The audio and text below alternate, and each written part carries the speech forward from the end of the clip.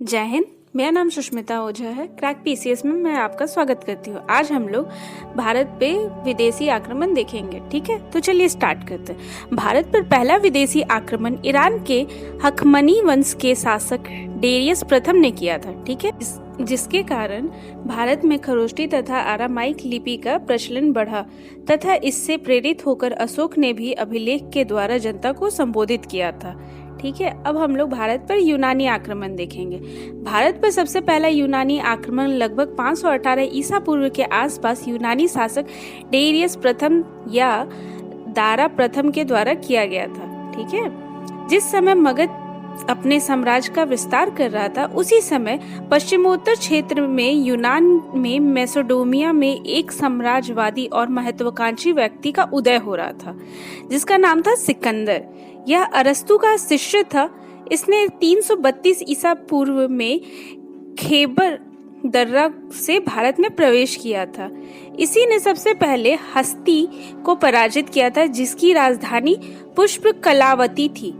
यहाँ यह युद्ध इसलिए महत्वपूर्ण हो जाता है क्योंकि यहाँ पे ये सिकंदर के खिलाफ महिलाओं ने भी युद्ध किया था। ठीक है, कहाँ किया था? तो हस्ती में। ठीक है, चलिए आगे देखते हैं। इसके पश्चात सिकंदर तक्षशिला की ओर बढ़ा। यहाँ का शासक आम्भिक था, जिसने बगैर युद्ध किए आत्मसमर्पण कर दिया।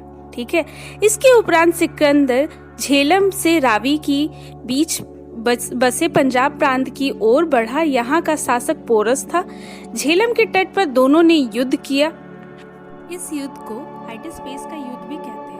ठीक है, सिकंदर ने जब पोरस को बंदी बनाया और उससे पूछा, बताओ तुम्हारे साथ कैसा व्यवहार किया जाए, तो पोरस ने कहा, एक विजेता राजा पराजित राजा के साथ जैसा व्यवहार करता है वैसा किया जाए। ठीक है, किंतु पोरस की वीरता को देखकर सिकंदर ने उन्हें मित्र बना लिया और सिकंदर की पत्नी रेक्सोना ने पोरस की कलाई पर राखी बांधी।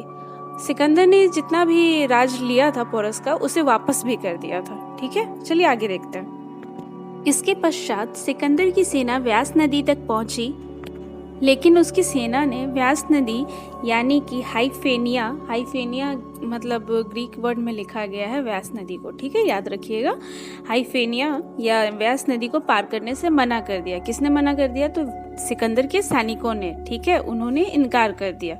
सिकंदर ने अपनी सेना को नदी पार करने के लिए बहुत प्रेरित किया था, लेकिन उसकी सेना ने नदी पार करने से मना कर दिया।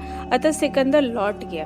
ठीक है, और सिकंदर के विश्व विजेता बनने का ख्वाब अधूरा रह गया। सिकंदर ने अपनी सेना को 2 भागों में विभाजित किया और एक को स्थल मार्ग से और दूसरे को जल मार्ग से भेजा। स्थल के सेनापति सेल्यूकस निकेटर थे, मतलब सिकंदर के थल के सेनापति कौन थे? तो सेल्यूकस निकेटर थे। और जल के सेनापति कौन थे? तो नियार्कस थे। ठीक है, सिकंदर के साथ आए नियार्कस ने जल मार्ग अर्थात मकरान तट से यात्रा की थी। सिकंदर ने भारत में जितने भी प्रदेश जीते थे, उनके प्रशासन का कार्य 2 सेनापति को सौंप दिया था। मतलब सिकंदर का जो 2 सेनापति थे, उनको सौंप दिया था, जिनका नाम था फिलिप्स और निकनेर। ठीक है, निकनेर और फिलिप्स। 332 ईस्वी में ईसा पूर्व में बेबीलोन में एक मच्छर के काटने से बीमार होकर के सिकंदर की मृत्यु हो गई। मतलब सिकंदर मर गया। सिकंदर तथा उसका घोड़ा ब्यूसेफेलस का मकबरा बेबीलोन में ही है।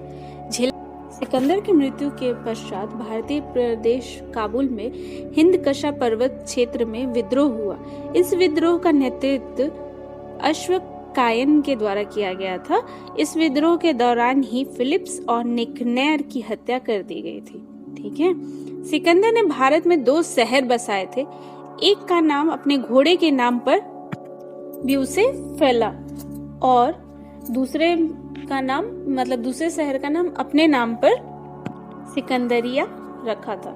सिकंदर के साथ नियार्कस और अरिस्टोबुलस ओनेसिक्रेटस जैसे विद्वान आए थे, जिन्होंने सिकंदर के आक्रमण के संदर्भ में काफी कुछ लिखा है। ठीक है, सिकंदर के द्वारा प्रशासित क्षेत्रों में, यानी कि जो सिकंदर के अधीन आती थी, यानी कि जो प्रशासित क्षेत्र में, वहाँ पे यूनानी संस्कृति का विकास हुआ और इसका भारत संस्कृति में मिश्रण हुआ।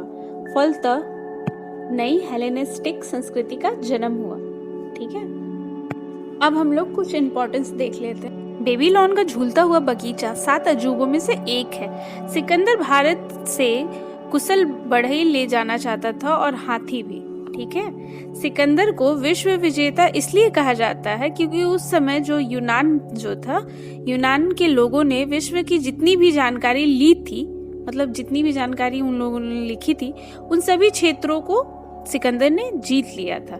सिकंदर ने एशिया माइनर, तुर्की, सीरिया, मिस्र, इराक, ईरान, सिंध, गांधार, कंबोज सब कुछ जीत लिया था, इसीलिए सिकंदर को विश्व विजेता कहते हैं। अब हम लोग नेक्स्ट क्लास में मौर्य संस्कृति देखेंगे, यानी कि मौर्य काल हम लोग नेक्स्ट क्लास में देखेंगे। ठीक है, अगर आपको मेरा वीडियो अच्छा लगता है तो लाइक कीजिए, सब्सक्राइब कीजिए, कमेंट कीजिए, और कोई भी डाउट हो तब भी आप कमेंट कर सकते हैं और अपने फ्रेंड्स के साथ शेयर कीजिए। Thank you.